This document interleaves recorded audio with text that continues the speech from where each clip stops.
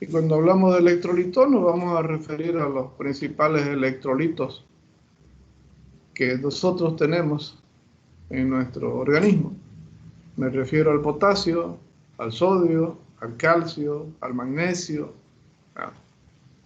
el cloro que va pegado al sodio, el calcio y el magnesio que están relacionados con el potasio.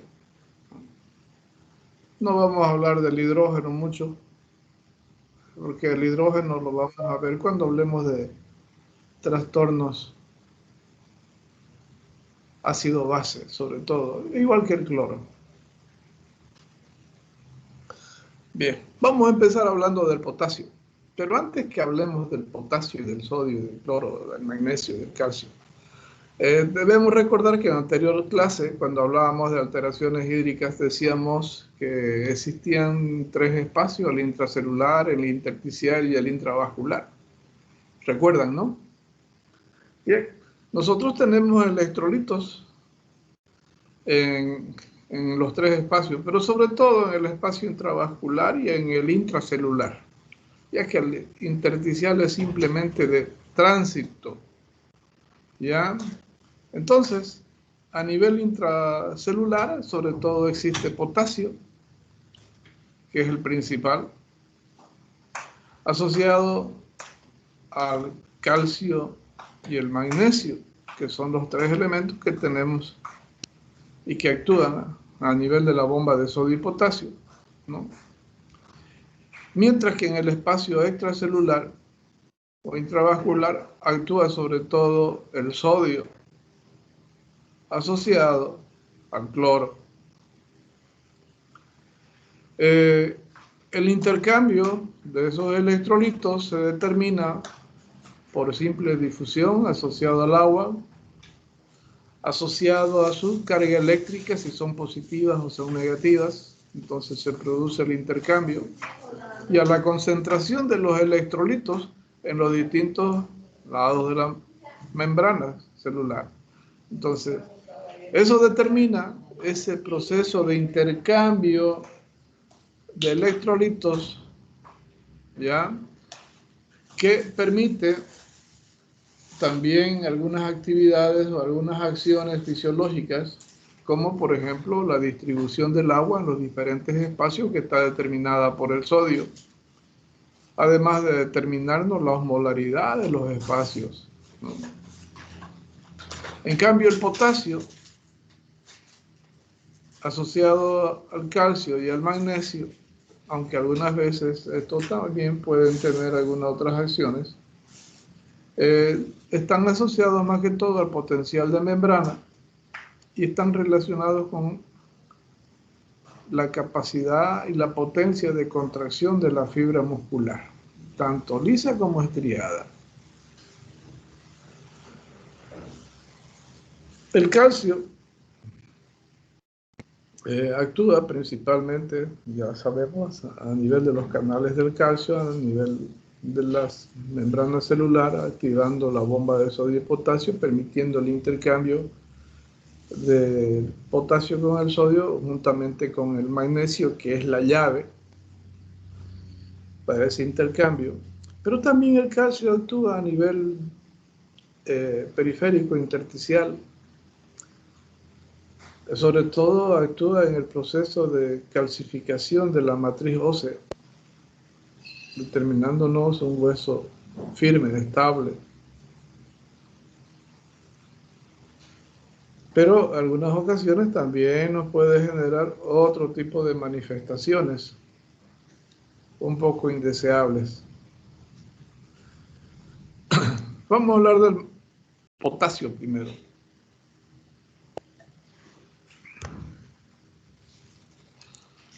El potasio principalmente es un ion intracelular. Ahí es donde está su mayor concentración.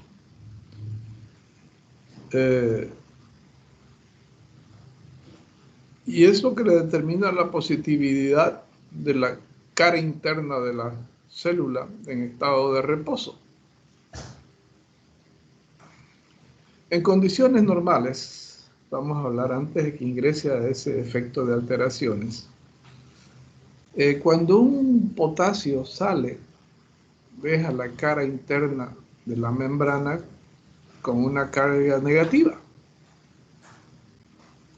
Teóricamente, esa carga negativa debería ser suplida por el cloro o por el hidrógeno. Pero estos electrolitos tienen carga eléctrica negativa, por lo tanto, la cara de la membrana celular que tiene carga positiva la rechaza. Entonces, obligatoriamente, cuando sale un electrolito con carga positiva, tiene que entrar un electrolito con carga positiva. Y tomando en cuenta la cantidad de potasio que sale hacia la extracelular, entonces ese espacio que deja el potasio es suplido por el sodio, tomando en cuenta de que el sodio tiene carga positiva y va a hacer que esa membrana celular que deja un espacio vacío negativo se convierta nuevamente en positivo y que a nivel extracelular es el más abundante. Entonces, por cada potasio que sale, entra un sodio. Y va acompañado del cloro y va acompañado del hidrógeno en algunas ocasiones, pero otras veces no.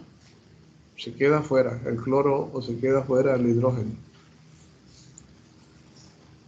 Entonces, cuando el potasio está dentro,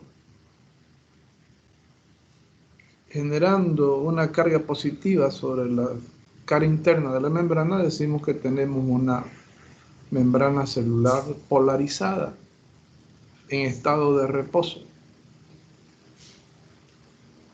Cuando producto de la estimulación del nervio motor por acción nerviosa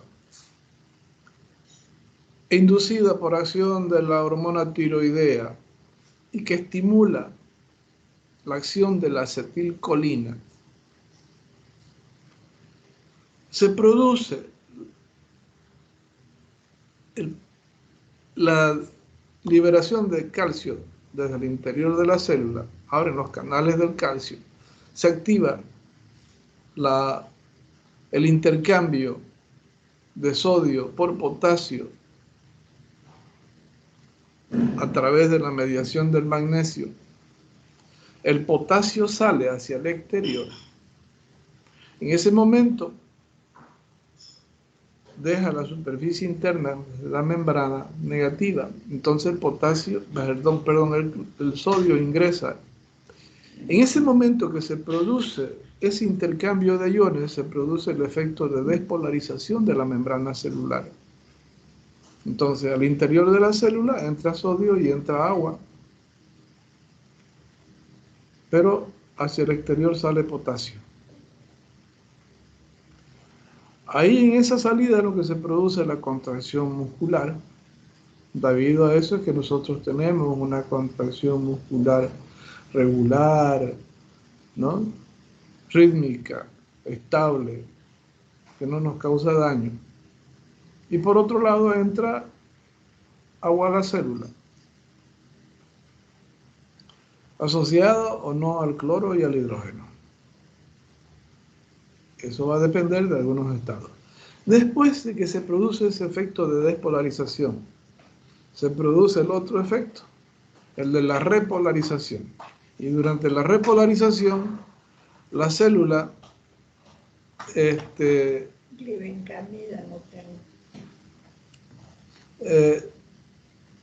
la repolarización se produce como producto de la entrada lenta del sodio, del potasio, y la salida lenta del sodio. Pero al mismo tiempo hay salida lenta de potasio y salida lenta y entrada lenta de sodio. Hasta que todo vuelve a la normalidad, el potasio vuelve al interior de la célula y el sodio sale. De esa manera, nuevamente la célula entra en reposo. Bien, de aquí que cuando hay alteraciones de los electrolitos, nosotros vamos a tener trastorno en la distribución del agua y la osmolaridad de los distintos espacios. Y vamos a tener trastornos en la contracción muscular, en su regularidad, en su intensidad y el potencial de membrana. Entonces vamos a ver las alteraciones del sodio, del magnesio, del calcio, del potasio. Bien, el potasio, un minutingo, espérenme por favor, ¿ya? Un segundito.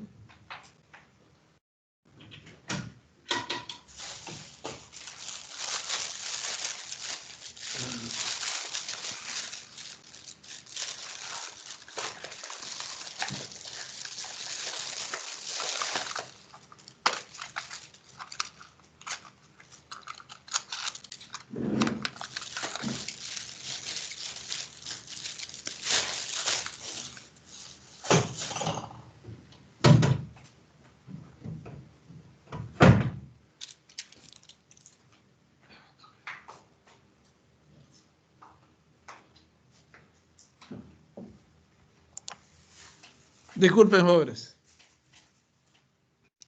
Bien, el potasio puede tener tres alteraciones: las hiperpotasemias, las hipopotasemias y el aumento del potasio al interior de la célula sin que exista ninguna alteración para que este proceso se genere asociado a la ingesta voluntaria o involuntaria o daño celular. ¿Ya? Bien, las hiperpotasemias. Cuando hablamos de hiperpotasemia, entonces estamos hablando de que existe mayor cantidad de potasio en la circulación sanguínea. Para que este efecto se produzca, tienen que suceder algunas alteraciones, como por ejemplo una hemólisis, ya que los glóbulos rojos tienen gran cantidad de potasio en su interior. Un aplastamiento muscular que destruya las células en forma masiva, también se produce una extravasación de potasio. Una administración involuntaria o voluntaria de potasio por vía oral o por vía endovenosa que sobrepase las capacidades, las necesidades basales de la persona, también le puede originar este efecto. ¿Ya? Una hipoxia da lugar a necrosis y también nos produce este efecto de aumento del potasio a nivel extracelular. Una insuficiencia renal, donde el paciente no llegue a filtrar, también se da. La administración de diuréticos, ahorradores de sodio, también generan este efecto de retención de potasio.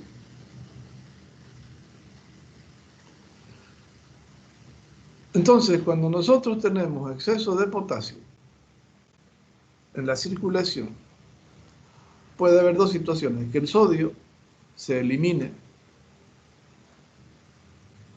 o que el sodio se quede dentro de la célula y no salga hacia el exterior, porque la cantidad que tiene es demasiada y no le da para forzar ese intercambio. Normalmente nosotros, todo el potasio que ingerimos, el 90% lo eliminamos a través del riñón.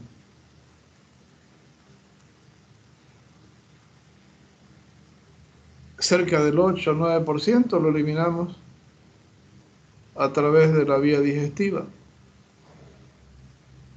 y muy poco a través de la piel, no a través de la vía respiratoria. Todo el potasio que eliminamos a través de la vía renal es producto del intercambio con el sodio a nivel del túbulo distal o en competencia con el cloro,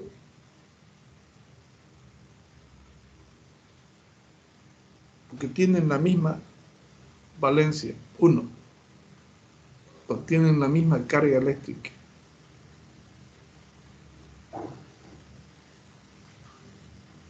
Entonces compiten cuál de ellos se queda. Entonces, como generalmente el cloro va yendo asociado al sodio, entonces el potasio sale. Pero cuando hay estas fallas, entonces este potasio puede quedarse en la circulación. Y esa cantidad de potasio exagerada nos obliga a que se produzca un efecto de repolarización demasiado rápida.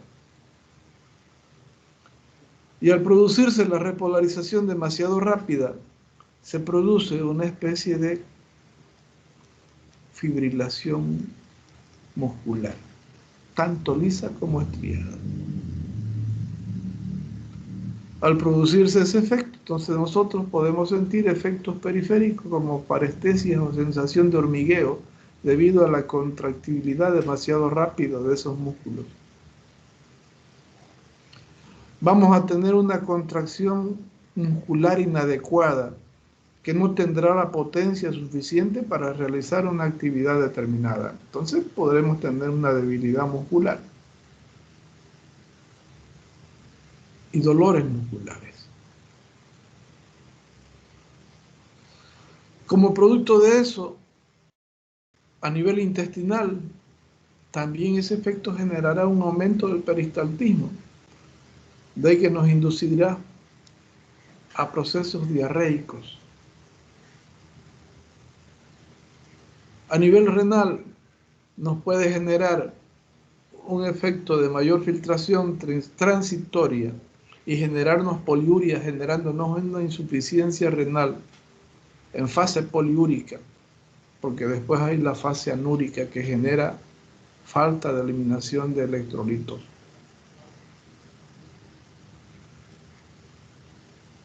¿No?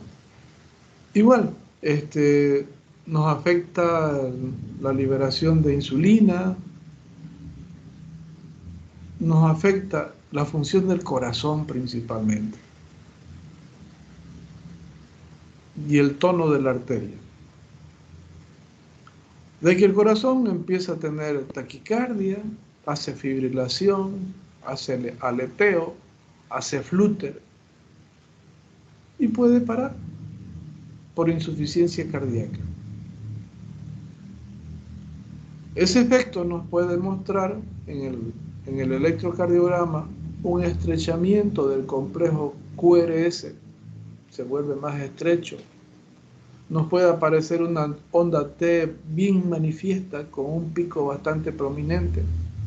Lo mismo que el segmento ST va a estar un poco elevado. Entonces, son sinónimos de aumento de potasio. Y si hacemos nosotros la valoración del potasio en sangre, vamos a ver que este está aumentado. Está por encima de los 5 miliequivalentes por litro que normalmente debería tener. Puede haber irritabilidad nerviosa, con mareos, lipotimias debido a la mala perfusión cerebral y esa disritmia cerebral que se puede instaurar. Estas hiperpotasemias, debido a ese efecto de debilidad muscular, muchas veces se lo puede confundir con un cuadro de poliomielitis, con un cuadro de Guillain-Barré, que producen una parálisis ascendente, debido a esa incapacidad que tienen los músculos de poder contraerse adecuadamente. En algunas ocasiones, esta hiperpotasemia puede estar asociada a un problema enzimático de tipo genético y que se llama enfermedad de Ganz-Tore.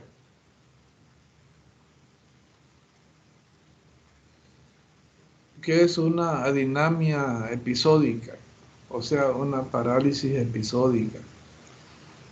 Porque debido a problemas enzimáticos a nivel de la bomba de sodio y potasio y la acetilcolina, se produce la salida del potasio y la pérdida del sodio. Pero el potasio, al estar en mayor cantidad, genera esos efectos de fibrilación y aleteo muscular, donde genera esos periodos de flacidez. Y debido a la falta de sodio, no tiene con quién intercambiarse, de ahí que genera periodos de espasmos musculares sostenidos. Pero son transitorios. Ya, entonces esa es la enfermedad de Ganz-Dohre. El aumento del potasio a nivel intracelular, les decía, es un defecto que se produce como consecuencia de que el potasio que está a nivel extracelular ingresa a la célula, expulsa el sodio y no permite que exista ese proceso de despolarización-repolarización.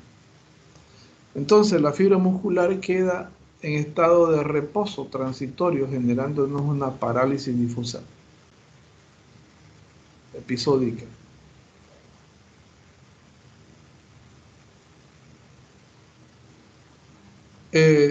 Puede estar asociado al uso de la insulina o de la dextrosa. Puede producirse en forma espontánea, como puede producirse después de la administración de estas sustancias.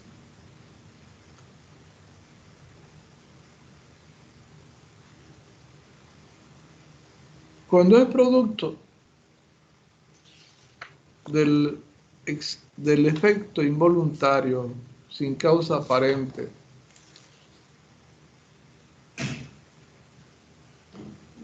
es de tipo genético y se denomina enfermedad de Cavare. Cavare. ¿Ya? Hay un efecto de bloqueo de los canales del calcio, del magnesio y una inactivación de la acetilcolina. Por lo tanto, no hay intercambio.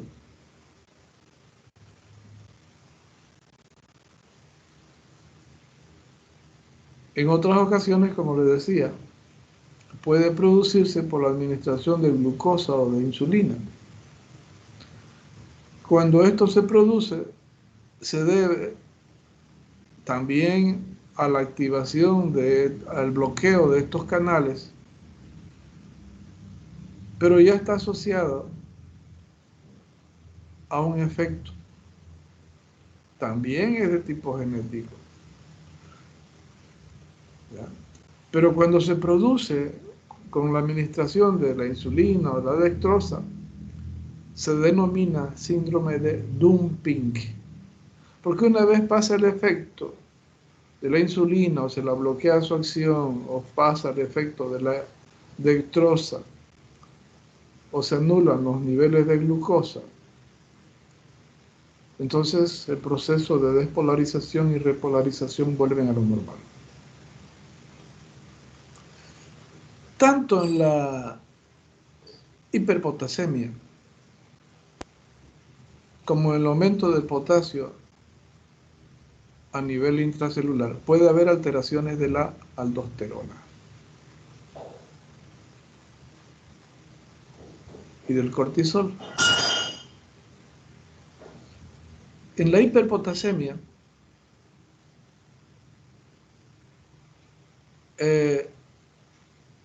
al haber poca cantidad de sodio en el organismo y ese individuo estar deshidratándose, Se estimula el efecto renina-angiotensina-aldosterona como mecanismo de compensación. De ahí que genera un hiperaldosteronismo para generar retención de sodio, generar hiperosmolaridad y forzar ese intercambio para que la polarización y despolarización se regularice. Lo Doctor, mismo pasa. disculpe. ¿Sí? ¿Eso podría causar una sobrecarga del órgano? Claro, claro que sí.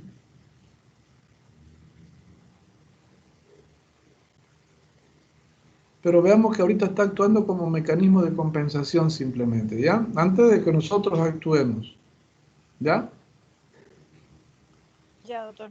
En el caso del potasio de aumento intracelular, obligatoriamente se activa el efecto del efecto renina-angiotensina-aldosterona porque el sodio se está eliminando o está retenido dentro de la célula, entonces no hay quien determine y que no hay quien fuerce al intercambio de sodio por potasio. Entonces induce a un hiperaldosteronismo, a un hipercortisolismo, induciendo a retener sodio para forzar ese efecto para volver nuevamente a regularizar. El diagnóstico, como les decía, es asociado, en este caso de estas alteraciones de aumento de potasio intracelular, a la dosificación del potasio que va a estar aumentado dentro del torrente vascular, pero como el sodio se fue dentro de la célula, entonces la eliminación renal va a estar normal o disminuida, distinto a la hiperpotasemia, donde el sodio va a estar aumentándose en la eliminación renal y generándonos una orina hiperosmolar.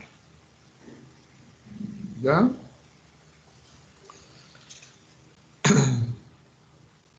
Bien.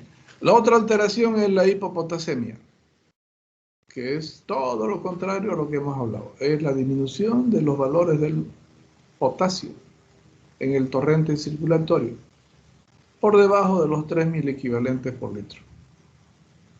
Entonces, cuando no hay potasio, no hay quien fuerce el intercambio con el sodio, no hay salida y no hay entrada para generar repolarización.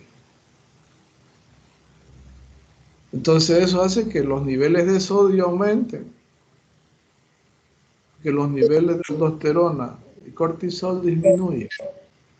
Una pregunta. Entonces, en estos dos casos, sería por una falla de la bomba sodio-potasio. Obligatoriamente, en el primero es una falla de la bomba de sodio y potasio, pero asociado a procesos enzimáticos o asociados a procesos de intercambio por la pérdida del sodio, ¿ya? O por la falta de eliminación del potasio. Pero en el segundo es netamente enzimático, ¿ya?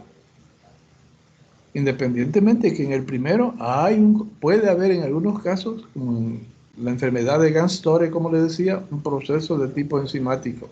Vaya. ¿Está claro? Sí, doctor, Sí, perdón. doctor, gracias. Se fue mi micrófono. Ya. Entonces, en la hipopotasemia le decía que el potasio se pierde y no hay quien haga el efecto de intercambio de sodio y potasio. ¿Cuándo pierden potasio? Cuando utilizan diuréticos ahorradores de sodio. ¿Ya? Cuando no ingieren sodio, perdón, cuando no ingieren potasio, porque está muy bajo en su dieta. Cuando tienen vómitos, se elimina el potasio que tienen en el estómago, juntamente con el cloro.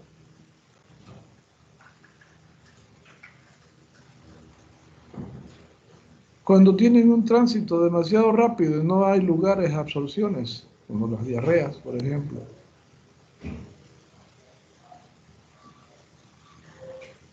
También en los casos de poliuria, inducida por diuréticos, ahorradores de sodio.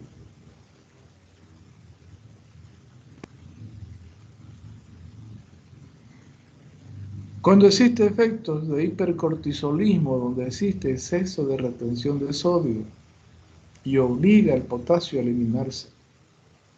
Cuando existe hiperaldosteronismo o enfermedad de Crohn, el otro es el Cushing, que obliga a retener sodio y al potasio a irse.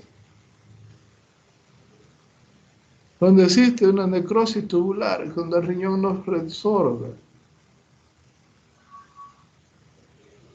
entonces vamos a tener hipopotasemia. Y las hipopotasemias, entonces vemos al no haber potasio, no hay potencial de membrana. Entonces generará unas contracciones musculares lentas y prolongadas. Y eso nos inducirá a un espasmo muscular muchas veces sostenido, con sensación de calambre, debido a ese efecto de repolarización demasiado lento.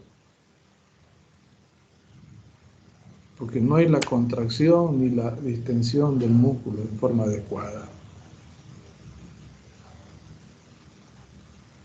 Y hay un exceso de retención de sodio, entonces eso también nos implica que el paciente va a retener agua, va a tener hiperosmolaridad y va a retener agua por efecto de la mayor liberación de la hormona antidiurética.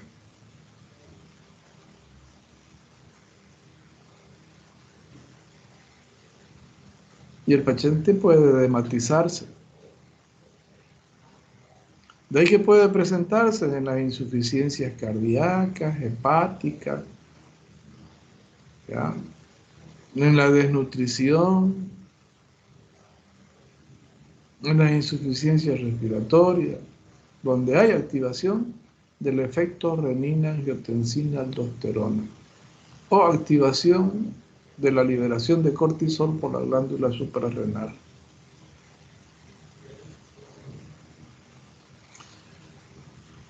Lo principal de las hipopotasemias se manifiesta a nivel del corazón, ya que nos va a generar una bradicardia con un proceso de repolarización demasiado largo que impide que las válvulas se puedan abrir y cerrar oportunamente, y eso nos origina soplos diastólicos.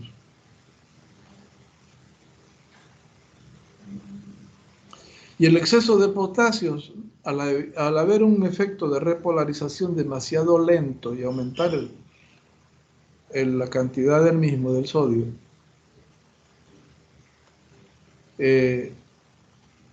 va a inducir aumento en la resistencia vascular,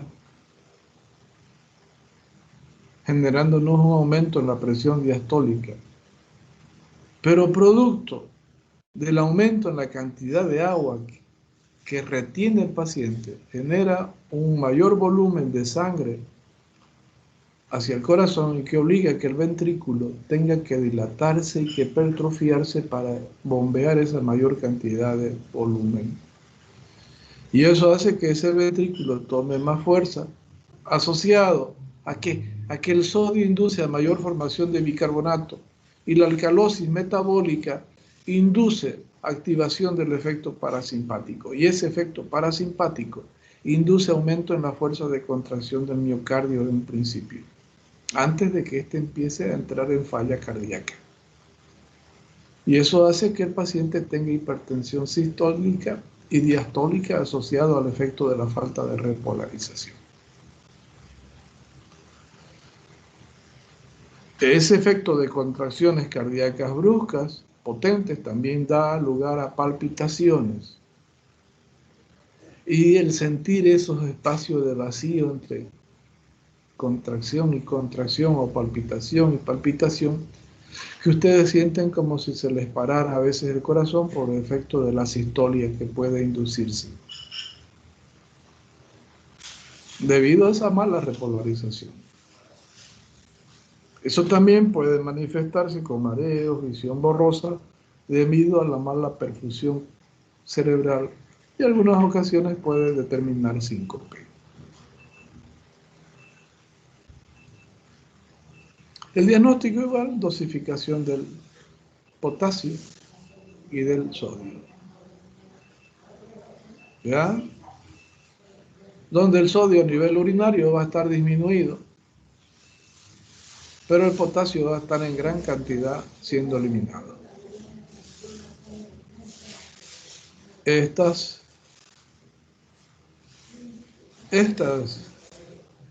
hipopotasemias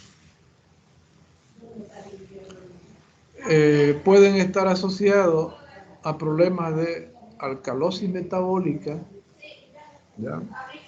Y ese efecto del ingreso del sodio que forma bicarbonato dentro de la célula hace que el cloro también se vaya dentro de la célula, ¿ya? Al igual que el hidrógeno. De ahí que el pH del organismo disminuye.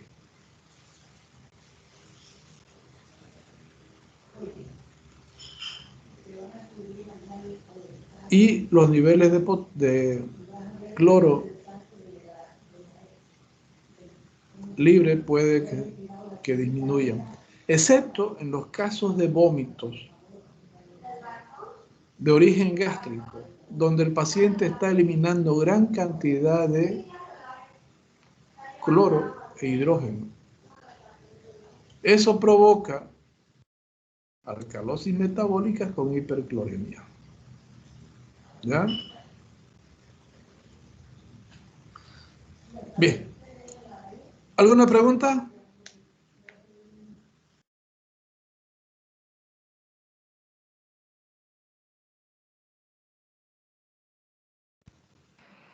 Doctor, yo no entendí. No, doctor. ¿Cuáles son las complicaciones que da cuando hay mucho potasio en la corriente sanguínea? Vuelvo a insistir, aumento del potencial de membrana. Taquicardia, fibrilación, flúter, aleteo. Hay mucha contracción muscular. Claro que sí. Por eso que le decía, aumenta el potencial de membrana. En cambio, el sodio genera retención de sodio, va de agua. Ah, ok, está bien, doctor. Ok. ¿Alguna otra pregunta?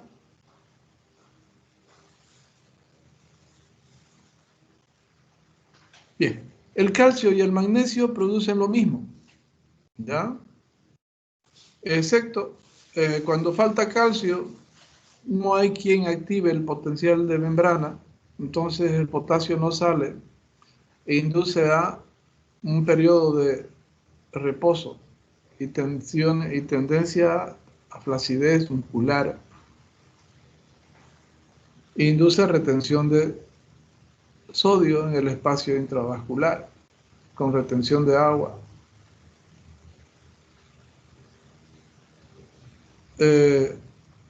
Pero el aumento de calcio induce ese efecto del potencial de membrana y hace los mismos efectos que el potasio. Lo mismo pasa con el magnesio, ¿ya? El calcio puede aumentar en forma exagerada en el organismo cuando existan sobredosis de calcio no controladas y el riñón no lo puede eliminar adecuadamente. O puede existir sobrecarga de calcio en el torrente circulatorio cuando exista movilización del calcio desde los tejidos de depósito. ¿Cuál es el tejido de depósito? Los huesos, ¿no es cierto? Asociado a un mieloma múltiple, por ejemplo, que genere destrucción de este tejido y ese calcio iónico salga a la circulación y circule. O asociado a efectos del hiperparatiroidismo que induzca a reabsorción del calcio desde los huesos y genere ese efecto de la hipercalcemia, por efecto de la mayor función de la paratormona. Entonces, cuando este calcio circula, va a infiltrar los tejidos y al infiltrar los tejidos puede generarnos las calcificaciones de las arterias, generándonos la arterioesclerosis. Puede infiltrarse en los tejidos y precipitarse sobre las articulaciones, sobre todo en las más declives, en las más distales, o sobre la superficie de los huesos, generándonos osteofitos. De ahí que muchas veces al pisar un paciente no puede apretar el talón porque le duele, lastima. O no puede hacer una movilización de una rodilla o de un codo porque el osteofito ahí interfiere ese movimiento. ¿Ya? En cambio, las hipocalcemias están, como les decía, asociadas a debilidad muscular y espasmos, debido a ese proceso de mala repolarización que genera. Igual el magnesio va a estar aumentado cuando exista una sobredosis del mismo, ya sea por uso endovenosos principalmente, no controlado, o cuando existan destrucciones celulares, musculares, glóbulos rojos, o cuando exista necrosis tubular renal. Entonces va a estar aumentado el magnesio. O puede estar disminuido cuando no exista un aporte suficiente. Cuando existan hipernatremias asociadas a hiperaldosteronismo o hipercortisolismo, asociadas a insuficiencias cardíacas, hepáticas, renales, donde se retiene sodio y hace que el potasio con el calcio y el magnesio se puedan eliminar. Las hipermagnesemias inducen a espasmos musculares y tendencia a fibrilación y elevación de la presión arterial, asociado a mala perfusión cerebral.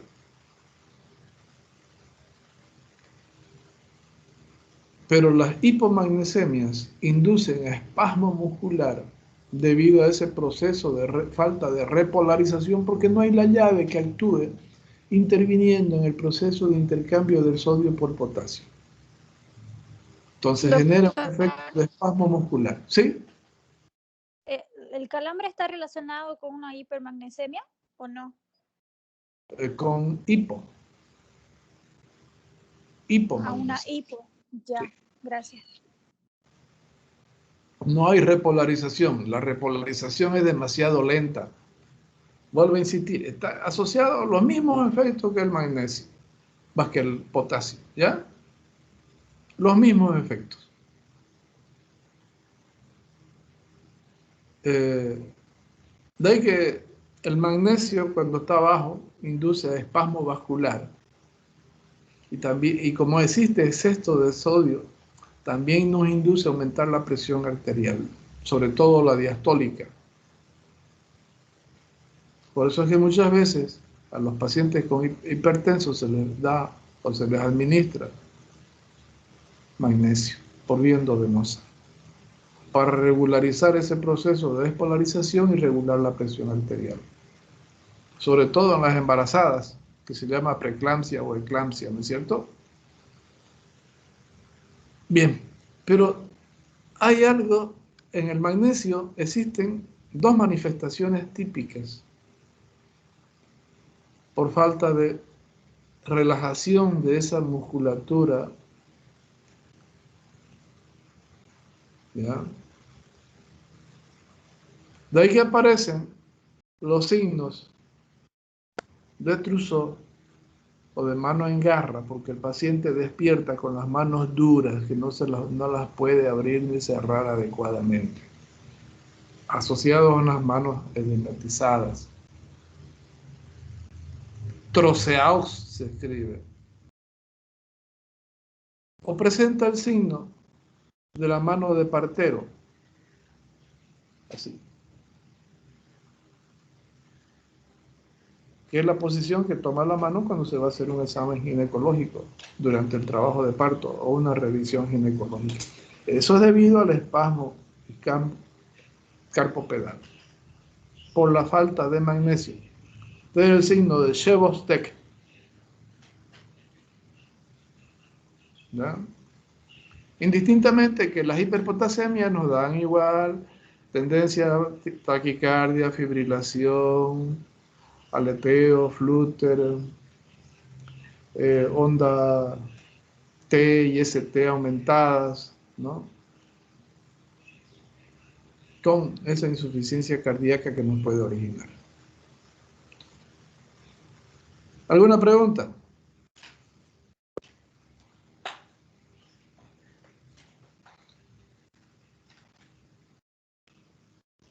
Bien.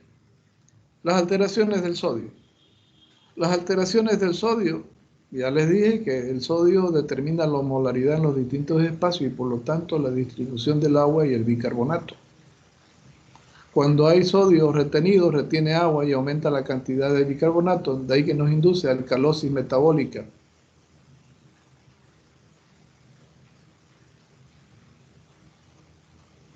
Con cloro e hidrógeno libre. Pero cuando el sodio se pierde, el agua se pierde o se redistribuye hacia donde está el sodio. Y al perderse el sodio, a veces el cloro queda libre y aumenta la circulación. ¿Ya? Bien. El sodio que nosotros ingerimos por vía oral o que nos los administren por vía endovenosa se filtra a través del riñón en la mayor parte. Se puede eliminar por vía digestiva o a través de la piel, no por vía respiratoria.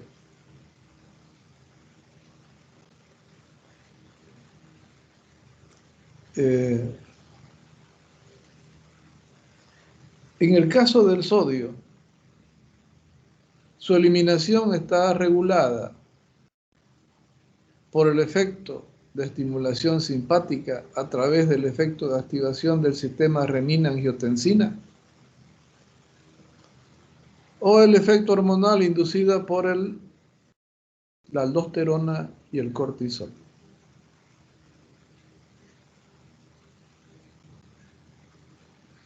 Cuando hay fallas de estos, también va a haber falla en la retención o en la eliminación del sodio, generándonos las hipernatremias o las hiponatremias.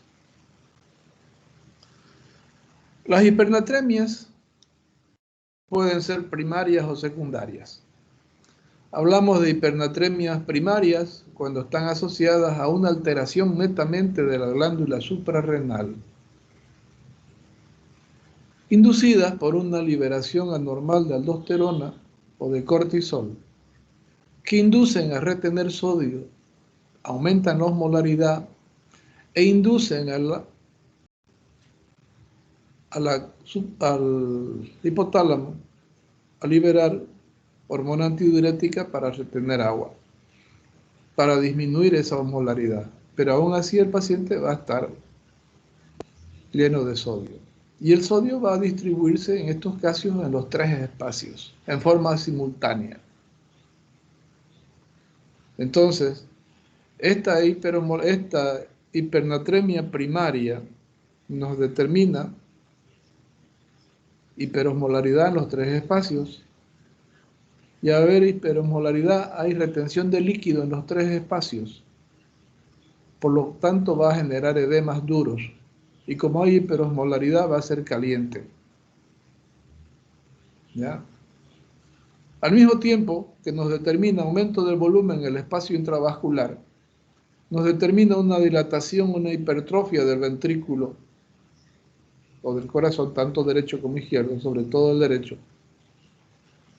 y hace que el ventrículo izquierdo genere un aumento en la fuerza de contracción para poder bombear ese mayor volumen, y eso induce a un aumento de la liberación de la hormona natriurético o pectoatrial, que genera un efecto de vasodilatación periférica, bloquea los efectos de la aldosterona a nivel renal y facilita la pérdida o escape de sodio. De ahí que cuando hay pacientes con hipernatremia primaria, idiopática o esencial, los pacientes tienen poliuria compensadora con eliminación de sodio. Porque caso contrario, nos generaría una retención anormal del mismo con una hipopotasemia que de por sí ya la existe. Y nos inducen a alcalosis metabólica. Cuando son de tipo secundarias, están asociados al efecto de estimulación simpática o acción del efecto renina-angiotensina. Por este efecto de falta de volumen, por falta de oxígeno en la sangre que estimula los quimiorreceptores o los barroreceptores por el volumen o los quimiorreceptores por el oxígeno, que nos induce a una mala perfusión renal, generándonos activación del efecto renina-angiotensina. Pero además a nivel renal pueden haber tumores hiperproductores de renina asociado a un exceso o no de producción de prorenina. Entonces, estos efectos inducen en forma secundaria a la liberación de aldosterona, retener sodio y retener hormona antidiurética. Estos de tipo secundario están asociados a insuficiencias cardíacas, hepáticas, renales, metabólicas, sobre todo metabólicas como la desnutrición, donde el paciente retiene sodio y retiene líquido. Y cuando el paciente durante las noches se recuesta, porque el líquido normalmente por el aumento en la presión hidrostática se va hacia el intersticio, ese líquido se entra nuevamente a los vasos debido a la posición horizontal que toma el paciente y retorna hacia el corazón generando mayor carga. Y durante la noche ustedes saben que predomina el efecto parasimpático. Entonces induce a mayor fuerza de contracción, elimina mayor péptido atrial y estos pacientes durante la noche eliminan mayor cantidad de agua y de sodio. De esa manera generan un efecto compensador, generándonos la sobrecarga de estos elementos y generándonos una diuresis osmótica compensadora. Indistintamente que la hipernatremia nos produce los mismos efectos que la hipopotasemia. Como no hay potasio porque el sodio está en exagerada cantidad, lo elimina, entonces no permite una buena repolarización. La repolarización es demasiado lenta. Entonces nos induce a calambres, a espasmos musculares, ¿ya?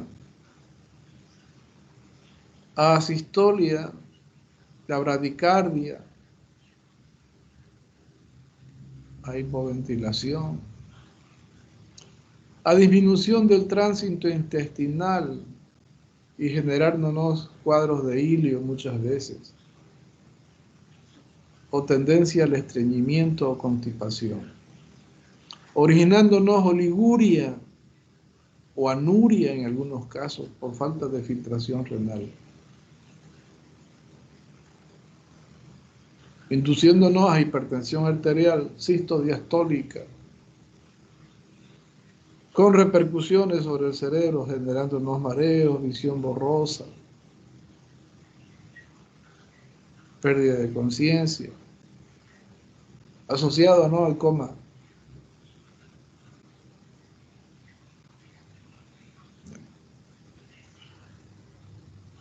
El diagnóstico es a través de la dosificación del sodio en la sangre, que va a estar por encima de los 144 miliequivalentes por litro.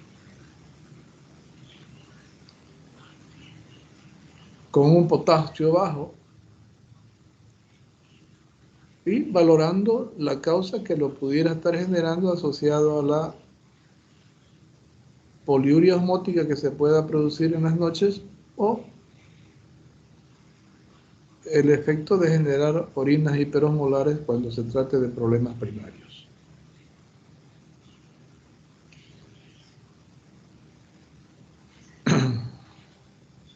Tratamientos son diuréticos netamente. Lo contrario son las hiponatremias, que generan una falta de retención de sodio, entonces el sodio va a estar por debajo de los 35 miliequivalentes o por debajo de los 30 miliequivalentes por litro en la sangre. Y al no haber sodio, el potasio va a estar aumentado y genera ese efecto de repolarización demasiado rápida y nos va a producir los mismos efectos que nos produce la hiperpotasemia. Taquicardia, fibrilación, aleteo, flúter, diarreas, ¿ya? Parestesias, hormigueos en los músculos, debilidad muscular, debido a ese efecto de repolarización demasiado rápida. ¿Ya?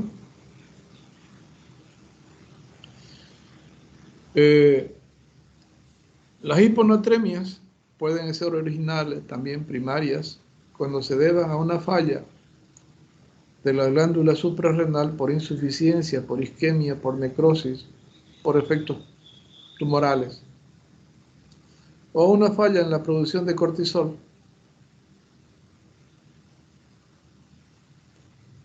De ahí que no retienen sodio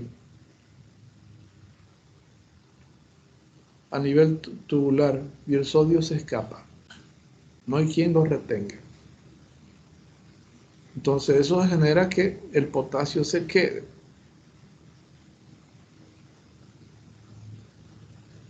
Y no hay formación de bicarbonato. Y eso es lo que nos determina la acidosis metabólica. Otras veces la hipopotasemia es producto del uso de medicamentos como los digitálicos, por ejemplo, que determinan un aumento de los niveles de potasio. Entonces hacen que el paciente pierda sodio.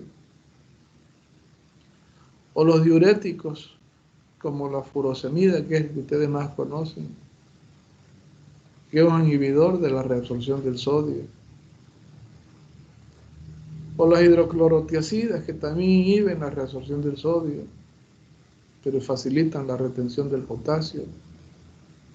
Como la espironolactona, que inhibe la acción de la aldosterona.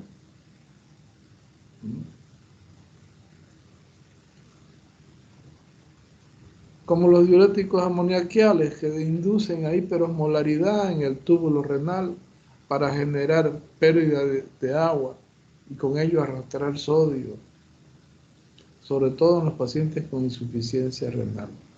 Por supuesto que esos pacientes van a tener hipernatremia siempre. Bien, los pacientes hiponatrémicos pierden agua, se deshidratan, generan tendencia al colapso vascular, disminución de la presión arterial con aumento en la resistencia vascular por efecto de la estimulación del efecto simpático o el efecto de la activación de los efectos renina-angiotensina, que induce aumento de la resistencia vascular, pero aún así tienen tendencia al colapso vascular y a la falla cardíaca por falta de eyección y por falta de oxigenación de tejidos.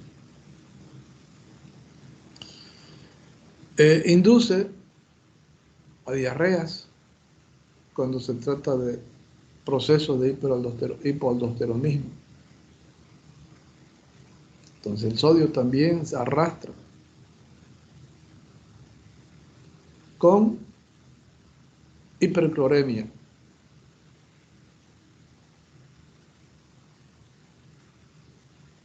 Genera poliuria,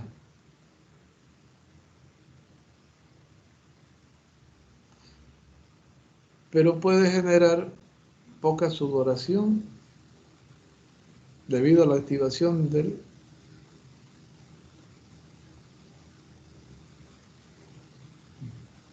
espasmo vascular que se produce y muscular debido a la estimulación simpática, debido a la vasoconstricción. Entonces la piel se torna fría y media cianótica, asociado al bajo metabolismo basal que induce la deshidratación, la falta de agua en el organismo, y la falta de aporte de oxígeno a los tejidos. Entonces hay una disminución de la actividad de la hormona tiroidea.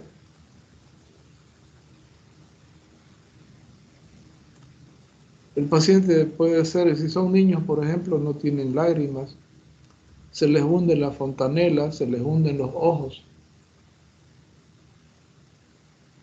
y la piel y las mucosas están secas debido a la deshidratación.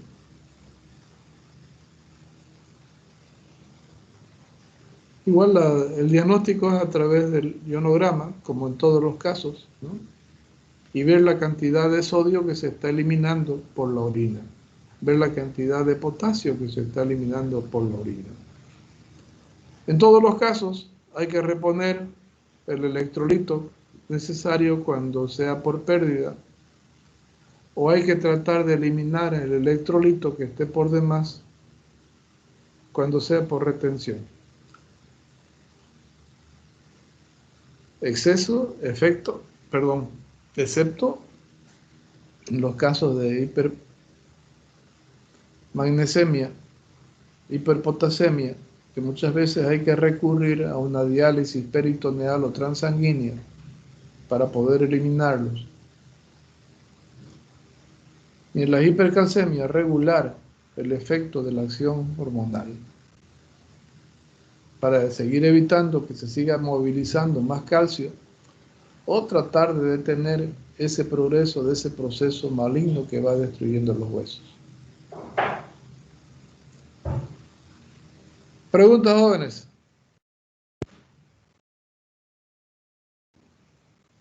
Ninguno, doctor. En realidad, este es un tema de recordatorio de lo que ustedes ya avanzaron en fisiología. Sí, Simplemente, bioquímica también. La verdad, también. no me acuerdo mucho. Lo único que les hago un poquito de hincapié en los efectos que producen, ¿no es cierto? Como producto de esos cambios que se producen a ese nivel de la bomba de sodio y potasio, que es donde se afecta, principalmente, ya sea por hiper o por hipo. ¿Ya? Bien, entonces les voy a subir el trabajo, el tema, plataforma después, ¿ya? Hay un puntito donde habla de hiponatremia y que habla de alcalosis metabólica, es acidosis metabólica, por favor, ¿ya? A ver, voy a revisar dónde es.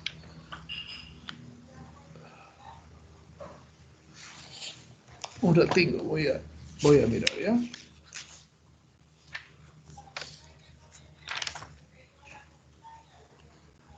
El punto que van a revisar dice, cuando se pierde bilis y jugo pancreático por fístulas,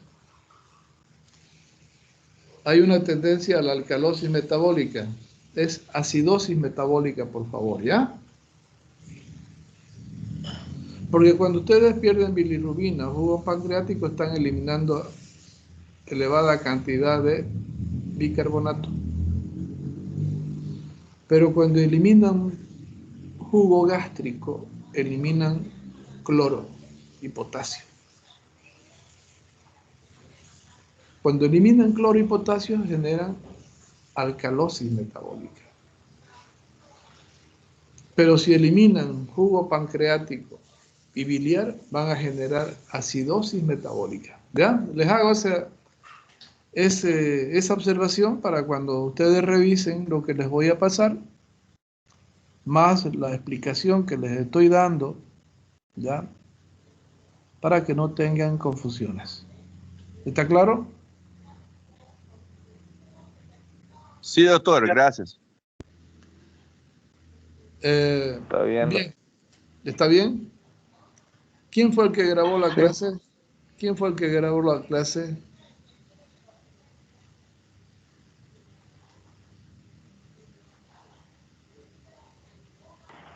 Evando Alexandre dice que empecé la grabación en el chat. Jessica empezó a grabar. Ah, ya. Bien, el que empezó el que lo hizo desde el principio hasta este momento, por favor le pido algo. Bájelo a su archivo, guárdelo y lo sube a tareas, perdón, a archivos de la plataforma. No a comunicaciones, por favor. ¿Ya? A archivos.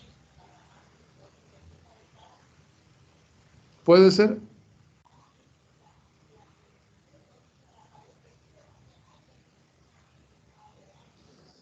Jéssica, Oi. doutor tá pedindo para você subir o vídeo. Da aula de hoje. Sim, colocar em arquivos e não na comunicação. Sim, eu vou para a gravação e logo em seguida eu baixo e envio em arquivos. Ya. Por favor, a archivos, ¿ya? Bien, jóvenes. ¿Hay alguna pregunta? La próxima clase vamos a hablar de trastornos metabólicos. Entonces vamos a hablar de acidosis y alcalosis, tanto respiratoria como metabólica prácticamente.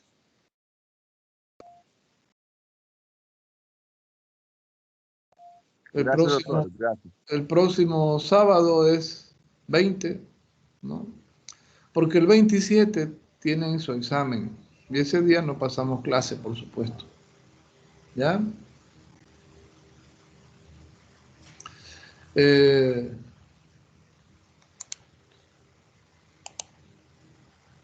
Les agradezco mucho por su presencia.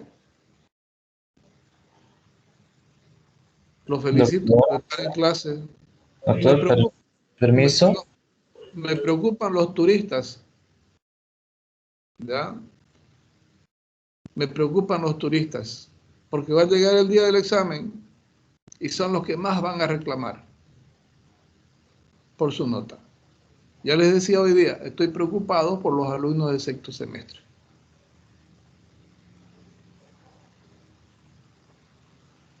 Donde la inasistencia es el 65%. Y eso se refleja en las notas. Doctor, tengo una preguntita, por favor. Sí, dígame. Permiso. Soy William. Ayer hablé con ustedes sobre las clases prácticas presenciales a partir del lunes. Sí. Por favor. Ya, las clases prácticas las vamos a desarrollar para el grupo F los días lunes de 2 a 3 y media y de 15:35 a 17 o de 3 y 35 a 5, ¿no? En el aula 305. Lo mismo pasa para el grupo E de los días viernes. Va a ser en el aula 305 a partir de las 2 de la tarde para el grupo E1 y 3 y 35 para el E2. Son obligatorias, jóvenes. Entonces, ¿Esta semana ya, doctor? ¿Este lunes ya? Esta semana, sí. Esta semana. Ya yo estuve comunicando la semana pasada, ¿no? Desde el lunes vengo comunicando y creo que ya ustedes tenían alguna comunicación previa. Entonces, les hago recuerdo esto para que todos sepan, ¿no? Independientemente de que aquí a través de la plataforma yo tengo mis planillas de asistencia a través de lo cual hago el control de quiénes vienen y quiénes no vienen. Ya, doctor, otra preguntilla, perdón. Sí, William. Sobre la forma de vestir, nosotros quedamos con dudas de cómo tiene que ir, pijama, Perfecto. Nuestra aula si bien es práctica, pero no es de laboratorio, ¿ya? No es de laboratorio. Entonces, ustedes van a llevar su barbijo, su alcohol, independientemente que teóricamente me dijeron que en el aula va a existir, pero no se confía en eso, porque teóricamente en la puerta de la universidad debería haber y no lo hay, ¿no es cierto? Entonces, pero no necesitan estar de blanco porque no es un laboratorio. Ya, perfecto, doctor, gracias. Pero sí tienen que ir de pantalón largo y preferiblemente de una camisa larga. Pueden ponerse el mandil mientras están en el aula, ya que tenemos aire ahí en las salas. ¿Ya? Ya, doctor, gracias. Doutor, quantos alunos na prática vai ter em clase? Son aulas grandes que entran 80 alumnos, entonces perfectamente pueden entrar los 25 alumnos por grupo. Excepto algún grupo que tiene 26 porque son 101 ustedes, como en el grupo F. Doutor, não é tão seguro, porque aqui eu estou regressando à Bolívia, para aqui em minha cidade está todo em lockdown. O aumento, não tem mais vaga no cemitério, no hospital está muito. E se entrar todo esse povo brasileiro, Perdón. é muito perigoso. Sí, yo sé. Pero, como les digo, son aulas de 80 alumnos, ¿no? Son aulas grandes, que son las del tercer piso. Y solamente van a haber 25, entonces pueden estar perfectamente separados. Además que yo me encargaré de que no estén juntos. Entonces va a poner, por ejemplo, con el distanciamiento de 1 metro, 2 de cada Sí, uno. va a haber distanciamiento en el aula. Y cada uno tiene que prevenir como quiera. Y ustedes tienen que estar con barbijo, por favor, con su barbijo. ¿Ya? Y llevarse su mandil para estar en la clase. Y no estar de short, ni de faldas cortas, ni de pantalones cortos. Estar con zapatos. No ir de poleras escotadas, con sudaderas, porque así no los dejo entrar. Doutor, ¿es necesario protector facial o solo se quiera? Eso se lo dejo opcional a ustedes. Como no vamos a estar manipulando materiales ni reactivos y ustedes van a tener el distanciamiento social, entonces sí o sí tienen que usar barbijo y lo ideal es que tengan el protector facial, ¿no? Doctor. Diga, Elielton. Buenos días, doctor. O que la Lucimar quiere decir es que en Brasil estaba tranquilo también, pero ahora está todo cerrado de nuevo, el lockdown fue dado de nuevo, porque la onda de COVID está muy alta contagiación, y acá en Bolivia no llegó, si Dios quiera, no va a llegar, pero está tranquilo en Bolivia, y nosotros tenemos miedo que todo eso que está sucediendo en Brasil ahora, todo cerrado, la contaminación, no tienes vaga en cementerio, no tienes lecho en hospital, se vuelve de nuevo acá, y acá nosotros estamos muy desprevenidos, ¿no? No sé cómo hablar esto. Sí, pero hay razones para ello, ¿no? Ustedes saben que allá en Brasil le dan poca importancia al barbijo. Le dan poca importancia Es verdad, doctor. a la distancia. Y siempre está en festa. ¿Qué importancia Doctor, permiso. al uso en verdade, en Brasil, Hay muchos negacionistas.